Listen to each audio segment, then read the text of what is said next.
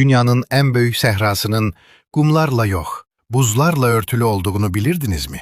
Gelin planetimizin enlerine birlikte bakak. Yakından başlayak. Dünyanın en büyük gölü, Xəzər Denizi. Dünyanın en büyük sehrası, Antarktida. Dünyanın en büyük isti sehrası, Sahara Sehrası.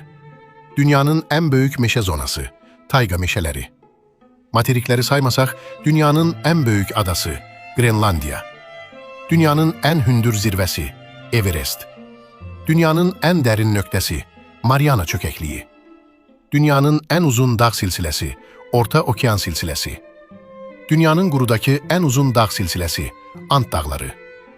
Dünyanın en derin gölü ve en büyük şirin su ambarı, Baykal Gölü. Dünyanın en hündür şelalesi, Angel Şelalesi. Dünyanın en uzun çayı, Nil Çayı. Dünyanın en bol sulu çayı, Amazon Çayı. Dünyanın en derin mağarası, Krubera Mağarası. Dünyanın en hündür ağacı, Hiperion ağacı. Dünyanın deniz seviyesinden en alçak nöqtəsi, Ölü Denizin sahili. Dünyanın en büyük mercan rifi, Böyük Sed rifi.